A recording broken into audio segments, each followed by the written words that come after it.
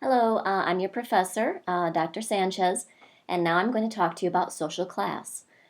Social class, along with race and gender, are kind of the bread and butter of sociology, trying to look at stratification in the world. And so, in this lecture, I'm going to talk to you about social class and stratification in the United States, as well as look at it from a more global perspective. And so, I'm going to have to give you kind of a perspective about what are different political systems, economic systems of stratification, and we'll look specifically at social class and how sociologists measure it. We'll look at social mobility and whether we're living in an open or closed society that either gives or denies us opportunities to have like upward movement into higher classes, or whether we're more likely to move into lower classes. And so we'll talk about different theories on class and different ways that different sociologists kind of conceptualize what are the important features or institutions that control class. And we'll look specifically at the phenomenon that's happened, especially over the past 10 years or so, about the shrinking middle class in America and what that means for young generations of millennials as they're entering adulthood. And then we'll look at who's poor in the United States. On that latter one, you could take an entire semester, a class devoted specifically on how do sociologists and economists and politicians measure poverty. But in this lecture, I'm not going to be focusing on that, and instead I'll just be talking to you about people who are below the poverty line, the official poverty line. Okay, so when we're talking about systems of stratification, we're really talking about social inequality. And so this is an important definition. I think it's one of the goals of this 6 weeks time together to really think about social inequality. And so social inequality is a condition in which members of society have different amounts of wealth, prestige, or power, and that it's tied to stratification. And a stratification is talking about structured ranking of entire groups of people that perpetuates unequal economic rewards and power in society. And that if you look at human history, there's been four major stratification systems: slavery, caste, estate, and the class system. Okay, so when we think about these systems of stratification, we kind of go back to what we were talking about at the very start of the semester, our time together. We're talking about statuses. And so there's ascribed and achieved statuses. You may remember that we discussed that. And so ascribed statuses are social positions assigned to a person without regard for his or her unique talents or characteristics. So we often consider these ascribed statuses to be statuses or positions in society that we're born into or that we're locked into in some way. Achieved statuses are social positions attained by a person largely through his or her own efforts. And so we'll think about what kind of systems of stratification rely more on ascribed statuses versus achieved statuses when they're ranking people along privileges or resources or power. And so here again are the four main ones: slavery, which is the most extreme form of legalized social inequality. We've had different moments in history around the world where slavery has existed in the times of the Greeks, the Romans, of course, our engagement in slavery for several centuries, slavery in the, the Caribbean and in South America, in Mexico, and slavery still exists in some places in the world. And so when we think about this, we know it is definitely like an ascribed status, right? That people are born into slavery, or when they become slaves, they don't have legal power to try to get themselves out of it, right? And so now except for some unusual historical examples of slaves who become so influential that they're able to buy themselves out of poverty, or that they're freed when their plantation owner dies. But even that has really strong kind of elements of ascribed status, right? And then we have caste systems, and those are systems that have a hereditary rank, and that they're usually religiously dictated, and they tend to be fixed and immobile. And so India's caste system is a really, at one time was a really good example of this. That they had these hereditary rankings. You were born into your caste status. And so the highest ranks were the elites, the Brahmins, the priestly class, those that were allowed to experience education. And then the lowest classes or castes were considered to be the Dalits, the untouchables. And they were considered untouchable because if you were born into that rank, your only accepted jobs, you weren't permitted to get education, and your only accepted jobs were doing the jobs in society that no one else wanted to do. And so your jobs would be cleaning filth in the streets, cleaning toilets, handling of dead bodies, that kind of thing. And so now what's happened is that India has become an incredibly mobile society. The people are moving from rural areas to urban areas to try to pursue opportunity, and that some people are moving from urban areas and traveling the world. That they're trying to seek out economic opportunities around the world. And in fact, India is one of the largest sources of immigrants, right? And so what we're finding is that more and more people, they're not reporting their caste when they make these moves. And so they're kind of hiding if they're from the lower castes. And it's creating kind of a social ferment in their society. And in fact, if you look at the newspapers, the government has been trying to deal with these inequalities in the caste system. And so they've been passing laws that have tried to give better education and employment opportunities to those who are in the lower castes and who before hadn't had a good chance at education. And that's actually kind of caused a lot of revolts and rioting, that there's been a lot of political strife over what to do with the caste system. But anyway, the caste system is based on hereditary rank. Then there's this estate system. And the estate system is a system where peasants are required to work on land that they lease from noble people. And so a noble, like a lord, will own a tract of land, and that in exchange for the peasant working that land, the noble is going to provide military protection and other services, and the peasant will have to give a large portion of their crop over to the nobles. And so the estate system was especially in Europe during medieval age, or not medieval, kind of medieval and post-medieval ages. And then finally, we have the class system. And the class system is social rankings that are based primarily on economic position. And so we are in the United States a class system, right? That we can move up or down class. And so what I'll be talking to you about is whether our society has become more open, like can anyone move up the social ladder, or are we becoming a little bit more closed in that people are kind of born into their class standing? So there's all sorts of different ways to measure class. Sociologists, depending on what work they want to do, might have different perspectives on it. And so I wanted to talk to you about Daniel Rosides. It's a relatively old one, 1997, but it's a very useful rubric. And so we often use his 5-class model to describe the U.S. class system. And so the upper class we consider to be about 1 to 2% of the population. They have considerable assets and wealth. Their income is extremely high, much substantially higher than the next class standing down, and that they're very, very comfortable as compared to the others. The upper middle class is 15% of the population, and these people generally are those who have relatively higher status because of education. And so they are likely to be professionals like lawyers, engineers, physicians. And so they too are also comfortable, but they may not have as many assets or wealth, accumulated wealth, as the upper class, who are likely to own businesses and be CEOs of Fortune 500 companies. The lower middle to middle class is about 30 to 35% of the population. And I think this is one of the things that causes a big deal of debate. Some people argue that there's a really big difference between being lower middle versus middle class, and that if you broke these two apart, you'd see kind of very much differences in standard of living and quality of life and life chances. But often we kind of put them together. And that people who are in this class ranking, they're able to eventually, over the course of their career, their working career, they'll be able to afford a comfortable home, afford an automobile or transportation, afford an infrequent vacation, and send their children to school to pay for educational outcomes for their children. But they're not necessarily able to accumulate the level of assets or income as the classes above them. The working class is about another third, and then there's the lower class or underclass, which is about 15 to 20% of the population. Again, here's where there's controversy. A lot of people feel that the underclass is substantially different than the lower class, and I'll be talking to you about that a little bit later when we look at poverty more directly. Okay, so let's think about social mobility. Social mobility is movement of individuals or groups from one position in the society stratification system to another. And so we often talk about stories of upward social mobility, that they're metaphors for thinking about whether we have permeable modern class boundaries.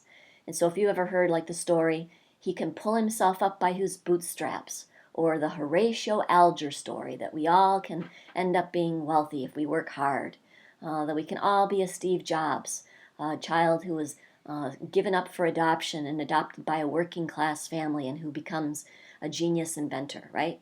And so the stories societies tell themselves, the metaphors they use, kind of talk about their ideas or their visions about how their class system may work, or their social mobility system may work. So it's important to kind of look at societies very critically and ask yourself, hey, how much social mobility does it permit? Do we have a relatively open or closed system?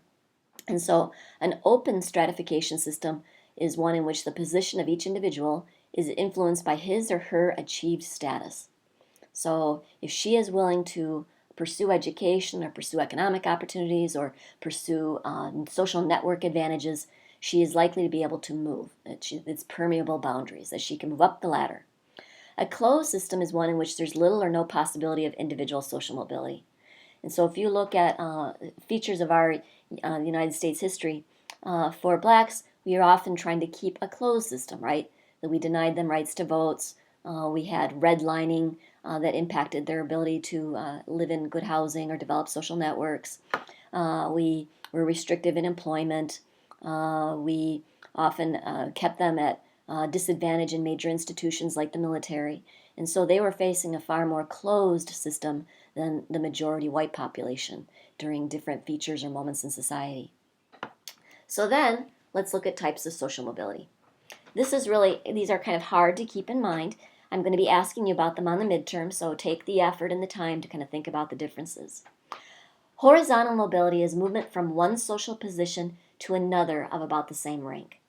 And so, for example, if you have somebody who's working as a teacher at a school district in Toledo, and they move to Cleveland and become a school teacher in the Cleveland system. So they've moved a job, but they're at kind of the same rank. And so somebody who's, for example, a bus driver for a city, and instead ends up working sorting mail for the U.S. Mail Department. That might be kind of horizontal mobility. Vertical mobility is movement from one social position to another of a different rank. And so if I went from being assistant professor and got promoted and became full professor, and so I would be moving upward in rank. It's also possible to move downward, right? And so, for example, my father, I think I've mentioned this to you before, he was working as an engineer in a paper company, and when that industry closed, he had to take a job as a baker, and so he went down in rank, right? So vertical is about going up or down. Horizontal is taking things of the same rank. Then, here's the tricky words. Inter versus intra-generational mobility. Intergenerational mobility is changes in social position of children relative to their parents. Intra-generational mobility is changes in social position within a person's adult life. And so they both kind of, if you're hearing examples, sometimes sound the same. And so the thing to keep in your mind is intergenerational is always thinking about the person in reference to their parents. Whereas intra can permit them to kind of make changes over their life course. It isn't always or necessarily referring to the parents. So let me give you an example. Let's say a child is born to parents who are poor. So a child is born to parents who are part of the coal industry, and the father has been unemployed for a significant period of time.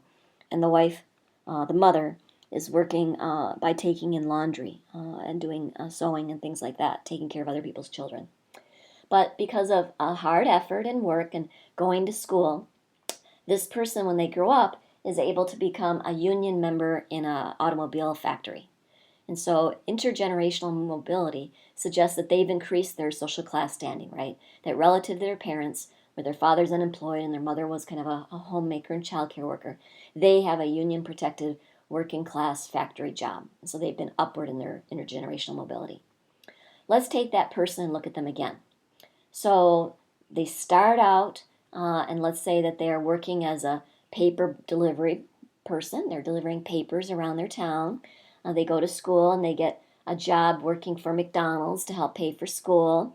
Then they decide that they're going to work for the mail, or the U.S. Mail, or Federal Express for a period of time. And finally, they get that factory job. And so that would be an example of intra-generational mobility, that you can see this person increasing their class mobility, moving up the social ladder over the course of their life. Okay? There's going to be examples of this on the midterm, so I hope that you feel confident about this. Okay? If you don't, send me an email or post a question to the virtual professor office hours. So now I'm going to talk to you about different theoretical perspectives on class. And so we get to go back to Karl Marx, our favorite. And so again, Karl Marx argued that social relations depend entirely on who controls the mode of production. And so he argues that there's different historical epochs, that we don't always have a capitalist system, that before we had an agrarian system. And he talks about what are the features in the agrarian system that set up the seeds of the creation of capitalism. And then he wants to look at what about capitalism has the seeds within it that will cause socialism, right? But basically he argues that what we have now is capitalism. And what capitalism is an economic system in which private individuals control the means of production, and the main incentive for economic activity is the accumulation of profits. And so in his model, he has two major classes: the bourgeoisie, or the capitalists, who own the means of production, they own the factory, they own assets, they own wealth, and the proletariat, and they're the working class, and that they're the ones who are exploited by the capitalist class because they possess nothing except their bodies to sell in the marketplace, right? So that's the most raw depiction of his theory. In other parts of his theory, he talks about the lumpen proletariat, which he means as being the reserve army of labor. And he talks about them as the homeless, the unemployed, prostitutes, the dregs of the society. And he says that they're often held out as useful to the bourgeoisie because the proletariat can be threatened with being fired or evicted from their jobs, and that the capitalists will be willing to use the reserve army of labor.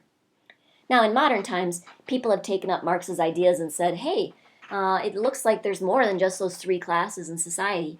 And so, for example, Eric Olin Wright is a professor at University of Wisconsin-Madison, and he wrote a book called Classes.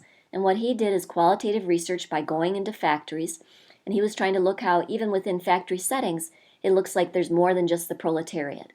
And so there are people who who are running the assembly line, the supervisors who tell the workers on the assembly line what to do. And so they don't own the factories, but they have slightly more power and resources, income, than the proletariat, right? That they're dependent on the bourgeoisie, but they have more class standing than the proletariat. And so that's one example. Another example is teachers. So I'm a professor, right? And so that's not quite like the working class because I'm not selling my labor directly to a capitalist in a factory setting, right? So some argue that that's kind of nitpicking, and that they would look at my job and say that I am serving the bourgeois capitalists because what I'm doing is making an obedient workforce. I'm helping people be educated so that they'll be good workers, and that therefore I am just like the proletariat. And so it's kind of interesting to see the different debates about class under a Marxist perspective. So in his view, how does he think about the bourgeoisie? So he had this thing called the labor theory of surplus value. And in that theory, he argued that the capitalist dynamic, the logic of capitalism, is that you should never pay workers the value of what they create. And that therefore, if you pay them less than the value of what they're creating, you can take that surplus of what they create as your own profit. And so that means that for the dynamic of capitalism, for capitalists, there's a downward pressure on wages at all times. It's unrelenting, that they can make more and more profits if they can reduce wages. And so they're competing with each other. They want to reduce wages so they can get more profit and drive other capitalists out of businesses. And they're hyper-competitive about it. And so they're focusing on profit maximization, not worker or societal well-being. And so that was Marx's theory. Now, what he argues is that what this does to the proletariat is profoundly damaging. And so he talks about, remember, alienation, that we become alienated and what he says is that we become alienated in multiple ways. So first thing is that as humans, we're really creative, and that we want to create things that have use value, that we want to create good things. And so if we're putting our human spirit and effort into the things that we create, but that we don't get the value of what we make, then we're going to become alienated from our own labor. We become alienated from the things that we make, and that's bad. And that therefore we become alienated from the people around us, that we don't feel our common humanity with the other workers that we have in our lives or with our own family members, because we're looking around and we're seeing that everyone else is being oppressed and misused as well. And that ultimately we become alienated from our own humanity. And so if you read Marx, he's really talking in pretty vivid ways about how this is a kind of a destructive, corrosive kind of strategy by the bourgeoisie. So how do they do it? How do they reduce costs? Well, they use mechanization, and even during Marx's time, he was really interested in looking at the mechanization, and that what he was seeing during his lifetime was this process called Taylorization, where Taylor is this man who would go into factory settings and he would watch what workers are doing so he could try to make each task of whatever they're creating be so simple that you could have an uneducated person do it, and then figure out what parts of the jobs could be done by robots or computers or machinery rather than humans. And so you try to de-skill labor. And if that didn't work, you would try to pit proletariats against themselves and against the reserve army of labor. And so you might take your factory to another country where workers are willing to accept less, or you might kick workers out if they start striking and bring in the reserve army of labor. Okay? And so you can't just do this entirely, that you can't continue to abuse the proletariat. And so they also try to control them or mollify them through dominant ideologies, through dominant ideas in society. And so a dominant ideology is a set of cultural beliefs and practices that helps maintain the status quo. So I gave you the example of teachers before. Karl Marx would argue that teachers, again, are just trying to make obedient and submissive citizens who believe in the capitalist system and are willing to work hard, right, for very little pay while the capitalists are making enormous profit. He would point out that the government is set up to make laws that benefit tax structures and benefit capitalists rather than workers. He would even, and this is one of the controversial things, argue that religion is what he calls the opiate of the masses. What better way to get people to be obedient than to tell them, don't worry about amassing riches in this world. Don't worry at all, because the meek shall inherit the earth in heaven, right? And so he argues that even religion is used to make the proletariat obedient.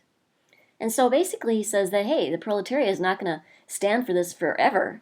And so what he said is that what happens is that over time, capitalism ends up eliminating scarcity of needs, and it provides food, so people are able, through their labor as proletariat, to put food on their table. And so what happens at first is that they have a false consciousness, and that what happens is that they align their own attitudes around those of the capitalists, around the bourgeoisie.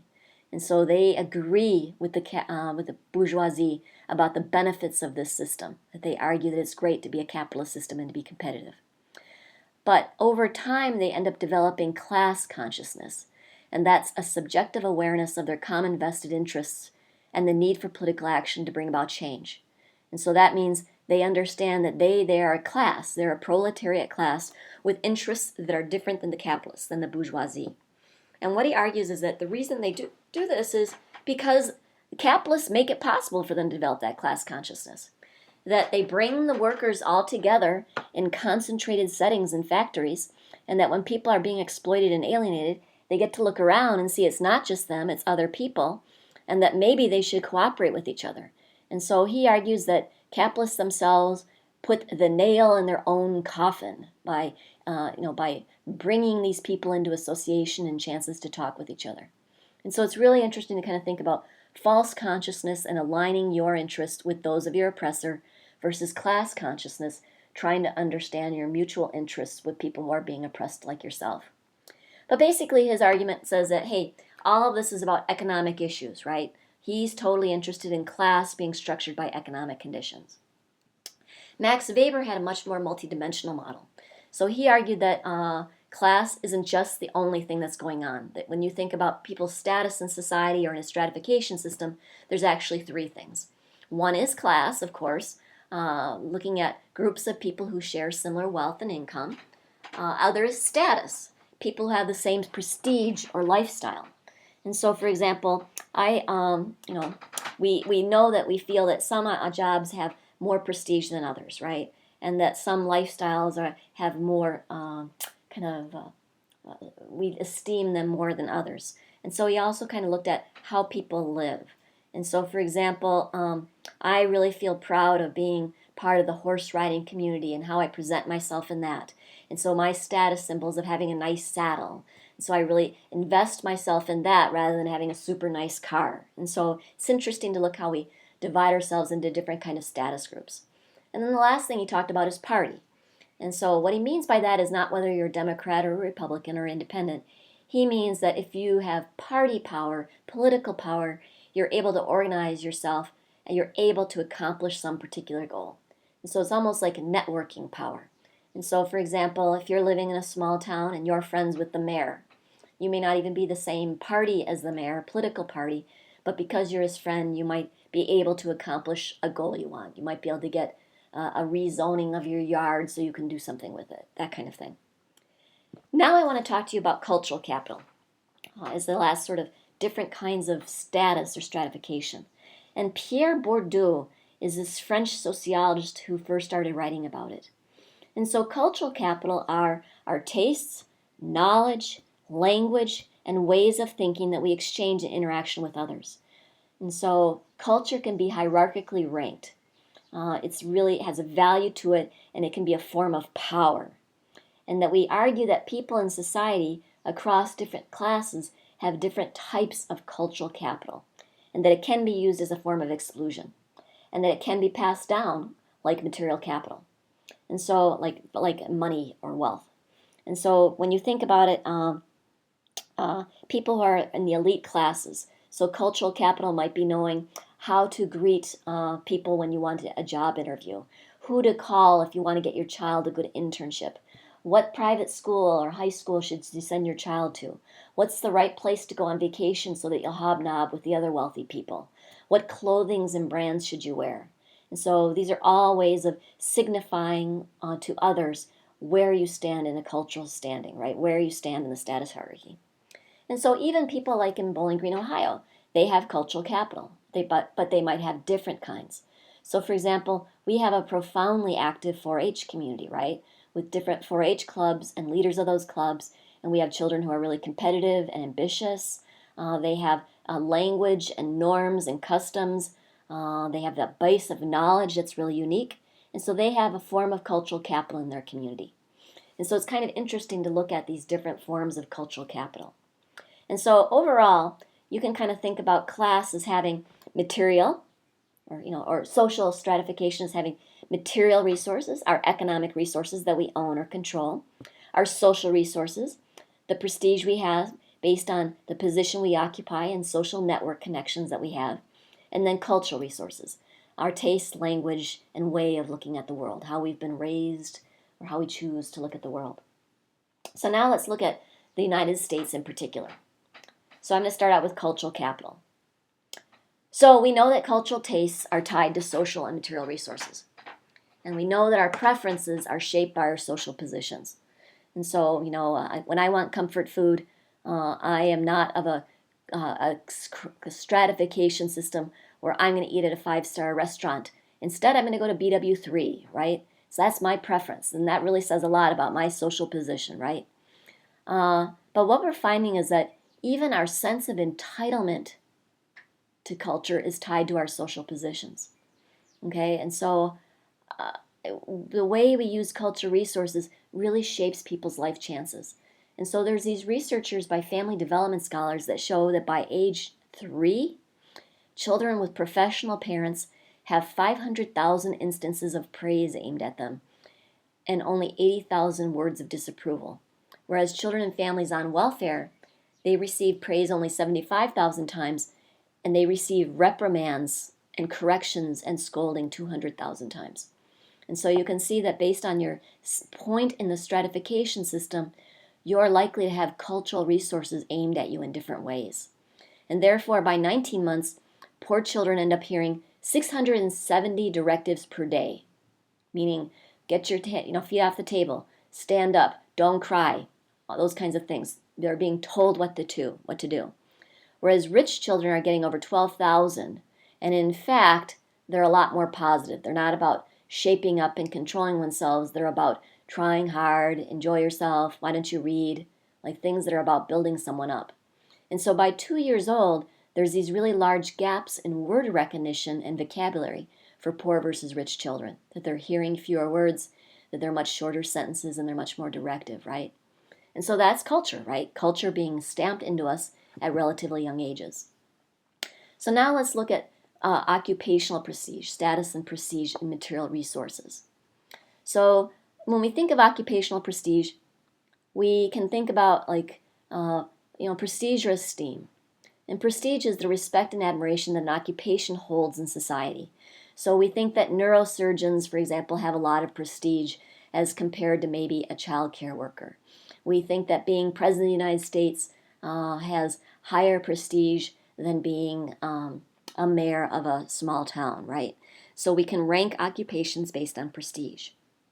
We can also rank it on esteem, and that's reputation that a specific person has earned within an occupation.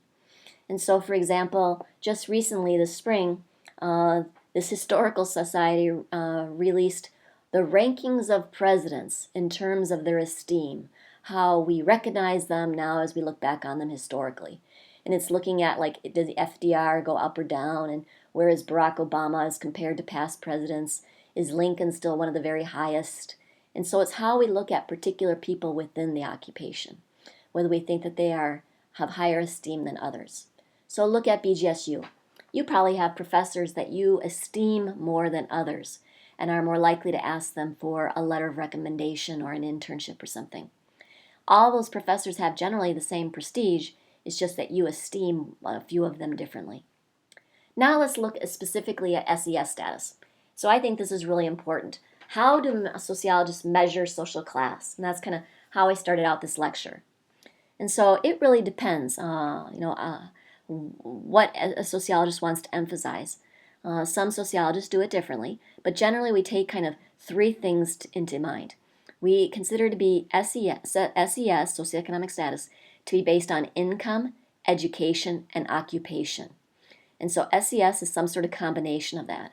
And so, for example, Steve Jobs, he was pretty low on education. He never finished college, but he had incredibly high income, right? And he had a very high occupation as the owner of his own company. And so you can be low on one or even a few if the other is high. And so SES is kind of trying to capture the kind of complications of what we can be. And I think that we often use education as a component of trying to capture that kind of cultural capital, like our thoughts, our liberality. Anyway, what happens here is that when we're thinking about SES, we often think that society often undervalues women's work, that we often think about her unpaid work or her work for family as not important. It's not paid, we're not giving it money, yeah. So of course it's not important. Or that we think of it as being more philanthropic or for the collective good. And so sometimes trying to measure women's status, SES status, is more complicated. And in fact, if you look at it, you can see sociologists were relatively sexist in how they studied it over time.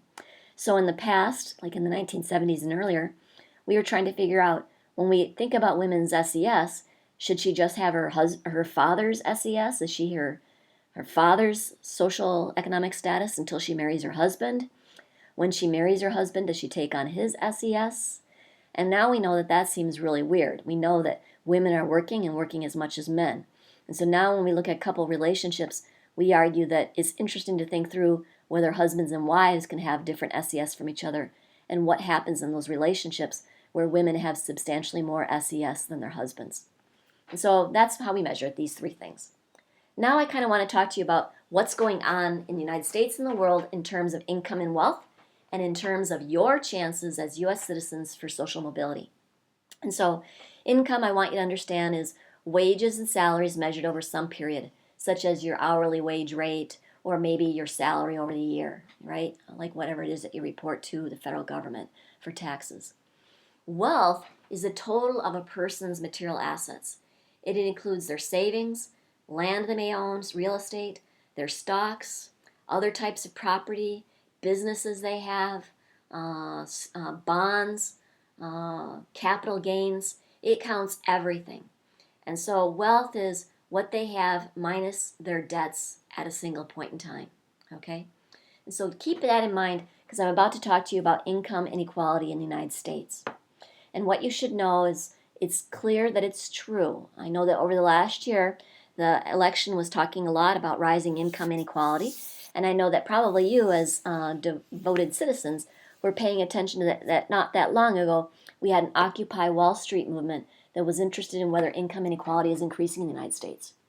And what I want to tell you is that it's true. It is true that income inequality is increasing and pretty dramatically. So basically, income inequality is a basic characteristic of class system. That's what class systems are about. Some people have more and some less. But that the income inequality in the United States has increased steadily since 1970. That the income gap between rich and poor is widening. And in fact, when you look at the United States, the income gap between the top 1% and the bottom is much wider than it is even in countries that we used to think of as really unfair or unequal. So, for example, our haves and have-nots are dispersed wider than the have and have-nots in India. So what we know is that the top 1% of earners, their after-tax income increased by 275% over the past 30 years.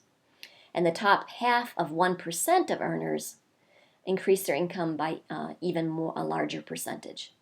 And so they're pulling away at an even faster rate than that 275%. Now, I put in the slide that Americans don't seem to be seriously concerned about income and wealth inequality, but it looks like maybe that's changing because of Occupy Wall Street and other things. And I mean that generally. When you look at older generations, they're much less likely than younger generations to want government effort to try to address this income inequality and tax inequality surrounding it. Okay, so let's look at wealth.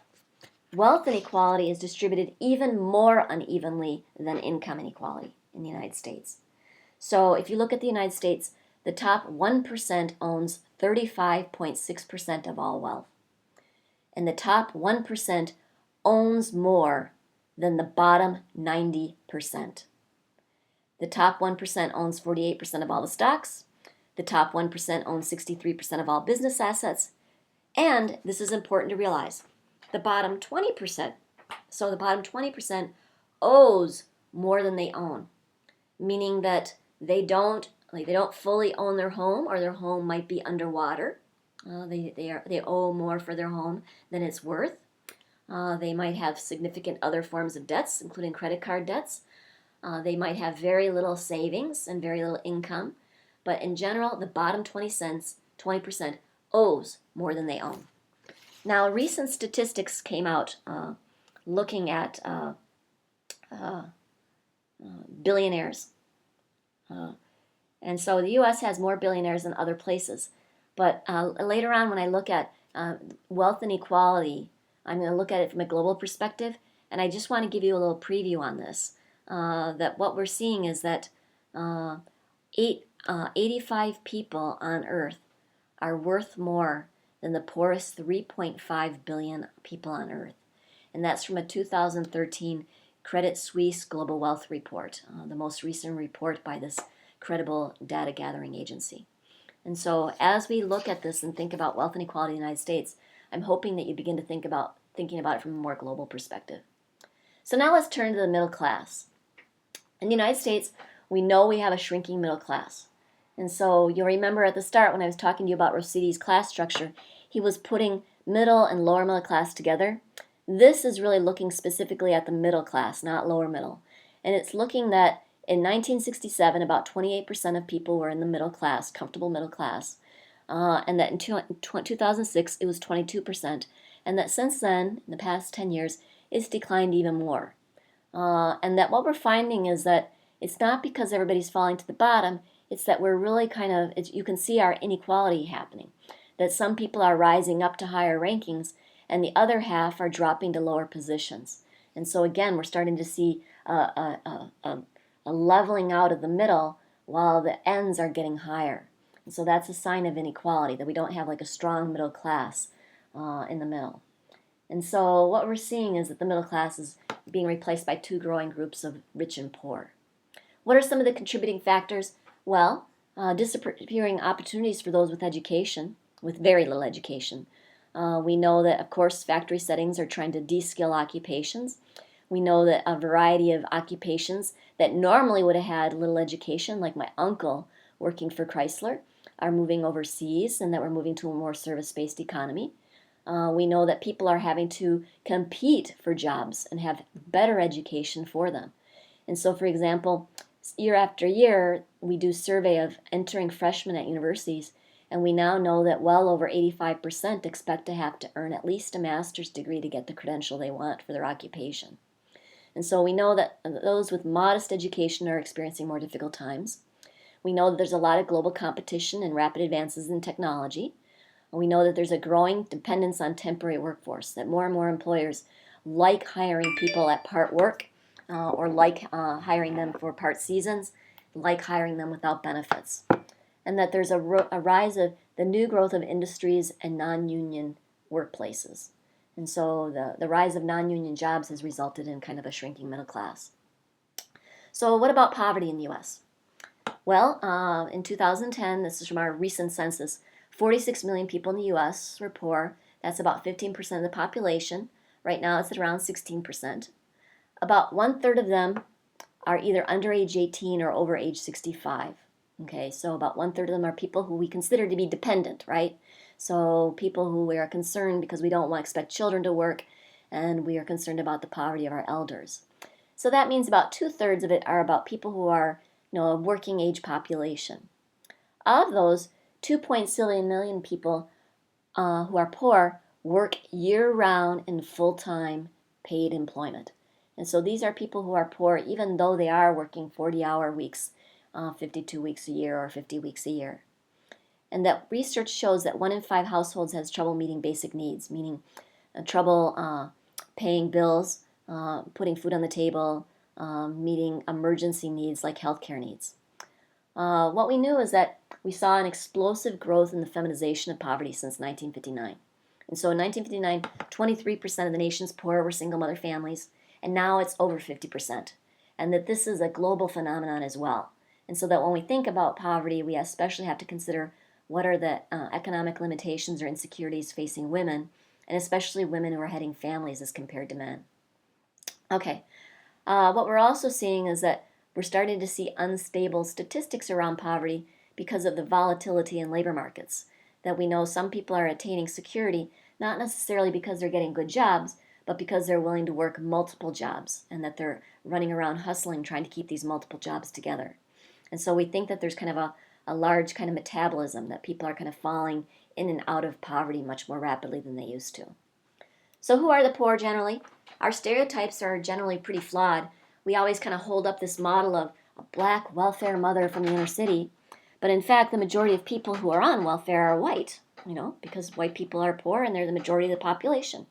There are a disproportionate share of people who are poor of racial ethnic minorities, but they're not the majority of people who are in poverty. Feminization of poverty is also an important component. So what about the underclass? Sociologists are really concerned with the underclass, and we think of the underclass as people who are long-term poor and who lack training and skills to enter the changing industries around them, and who they live in neighborhoods that are extremely isolated from industries anyway. And so the underclass are people who are generally living in neighborhoods in which the poverty rate is 40% or higher. And so I've told you that the poverty rate in general is around 15 to 18%. And so these are people who are living in well more than twice than that, and that they're chronically long-term poor. And so this is an intractable problem. And sociologists are really trying to study what are we doing as a culture, society, to really address this more entrenched form of poverty. Okay? So now let's think about social mobility and thinking about you. When we look at occupational mobility, it's still common among males in the United States, but most mobility is pretty minor, okay? If you look at income and wealth mobility, mobility does look like it's occurring in the United States, but it doesn't look like very many people are moving very far up or down the ladder. And that what's happening is that the likelihood of ending up in the same position as one's parents has really been rising since 1980, and especially since like 1995. In fact, just recently, this spring in 2017, the Stanford Center for Poverty and Inequality looked at decades worth of income statistics to look at what happens by age 30. And so they wanted to see by age 30, when you should be kind of starting your main job of life, how are you doing as compared to your parents? And then what they found is that young men at age 30 in the 1940s, 95% of them were going to end up doing better than their parents, were substantially better off than their parents. Now it looks as though there's only a 50-50 chance of a young man today doing better than his parents. It's become a coin toss. And so that's a real kind of sign of our decreasing options for occupational mobility. And in fact, when you look at mobility, the research is really clear. So let's think about those who are at the low end, who are the very bottom quintile, that they're born into parents, born to parents who are at the very bottom in quintile of wealth. 1/3, sorry, 36% of people born to those parents will stay in the bottom quintile too. And then another 29%, if they move, they're going to move to the next quintile over. So they'll improve, but not that much. And so the vast majority of people who are at the low end will stay at the low end. And in fact, only 7% are predicted to go to the very top quintile. If you look at the top quintile, it's just the reverse. And so children who are born to the very wealthiest parents, 36% of them will stay at the very top along with their parents. 1/4 of them will move to the next quintile below. So they'll still be very wealthy. It's just that they'll be in the second quartile, right? And only 11% will fall to the very bottom. And so it looks as though most people are going to stay in the class that they were born in, or they move just a little bit. So what are some of the criteria for social mobility? Well, lucky for you, education seems to be one of the greatest forms of providing social mobility, and that it looks like formal schooling, getting a good degree and good credentials, is even more important than your family background. So education turns out to be an important means of both intergenerational improvement as compared to your parents, and then intragenerational, affording you opportunities of social mobility over your own lifetime. And that also it's a really important factor in cultural capital.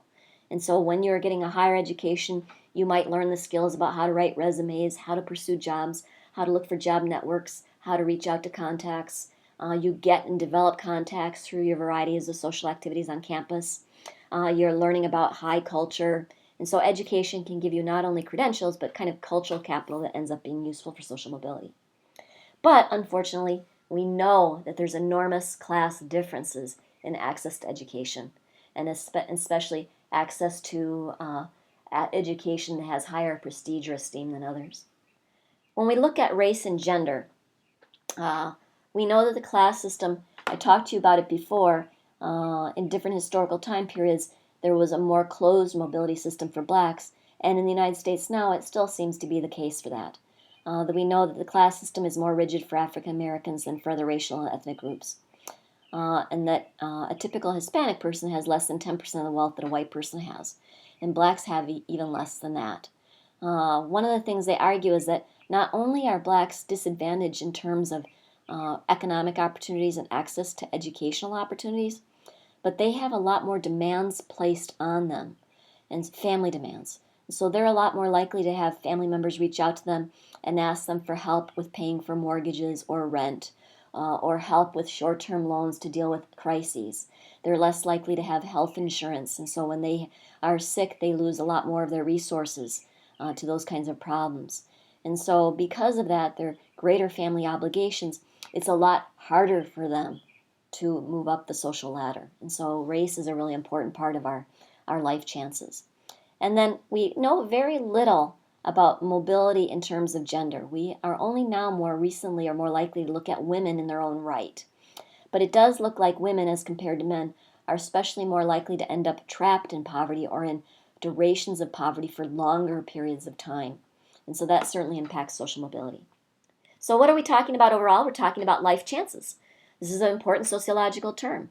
And when Max Weber uses that term, he's talking about our class is defining our life chances, our opportunities to provide ourselves with material goods, positive living conditions, and favorable life experiences. And in times of danger, a real critical danger like economic downturns or real shakeups in how we're addressing security issues like what are we going to do with health care insurance, the affluent and powerful have a better chance of surviving than people of ordinary means. And so, for example, you might even see this in debates, like healthcare is a good example. When President Trump first took office, they wanted to take up repealing and replacing the Affordable Care Act. And that in a lot of the town halls, people were saying, if you get rid of this, I will no longer have health insurance, and the medicine I'm receiving I will not be able to have. And so they were talking about their different life chances as compared to somebody who takes health insurance for granted, right? What's interesting now is that people are starting to look at not just economic divisions affecting life chances, but the digital divide. That maybe that's a part of social inequality as well.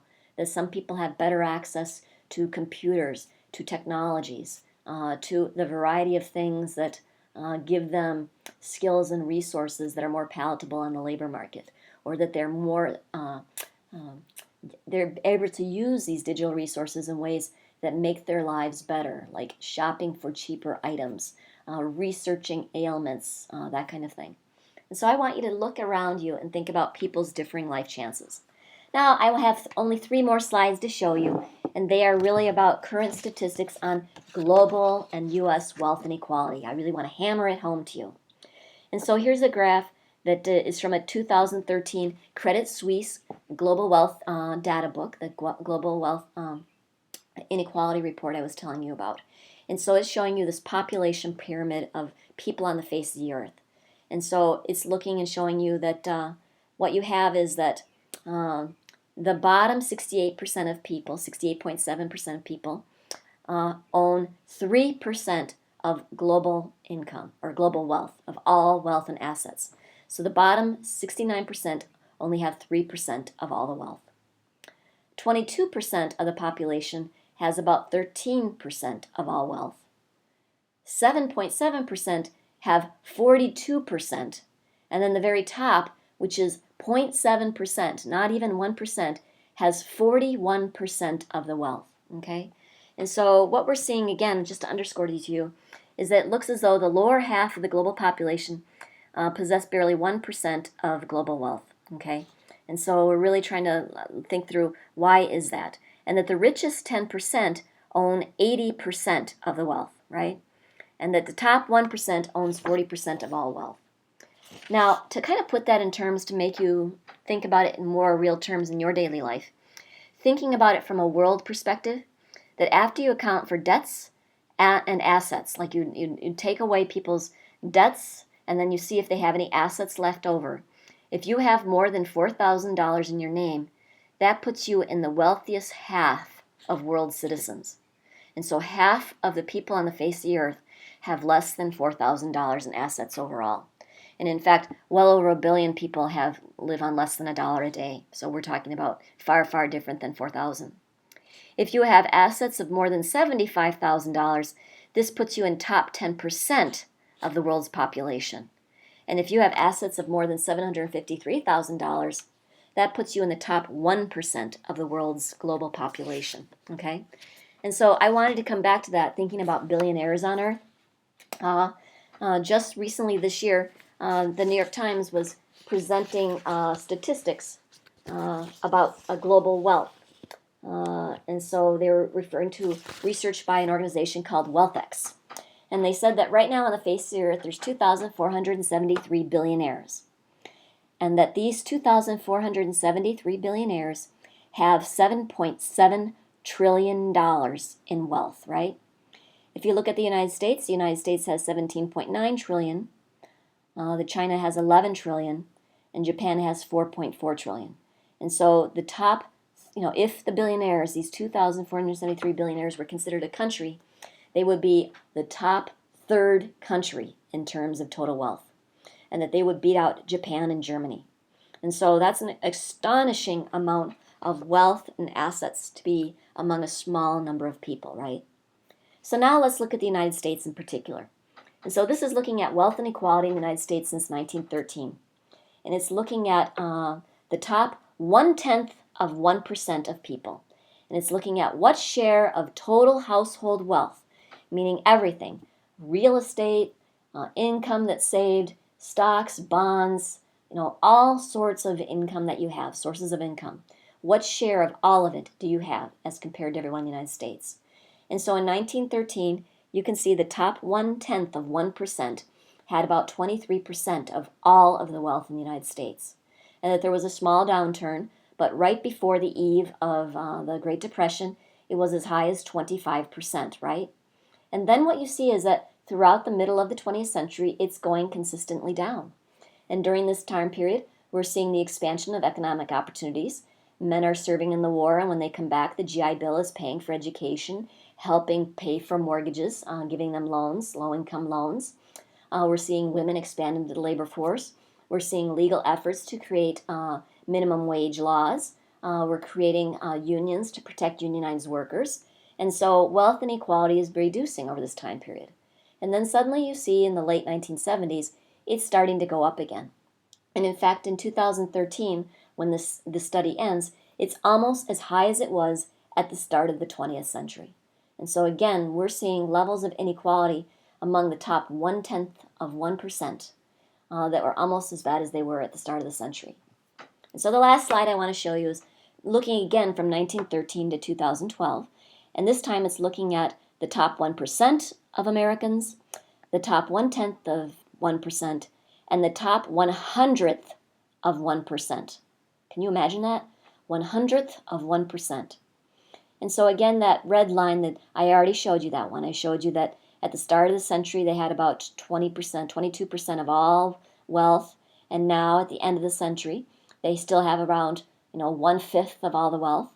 If you look at the top 1%, it's just like I told you. At the start of the century they had about 45%. Right before the Great Depression, they had 50% of all wealth, and now they still have more than 40% of all the wealth. And we have a real income or wealth inequality. The top 1% has more than 40% of all the assets. And then the top 100th of 1%, they are over 10% of all of our wealth. And so these are people, when you're thinking about social classes, that have pulled far, far, far away from all of the other classes, including the top 1/10 of 1%. So I think I've done a pretty good job here of trying to underscore to you. Income inequality and wealth inequality is growing dramatically in the United States. And that's a major sociological point I'd like you to take from this 6 weeks together. You take care.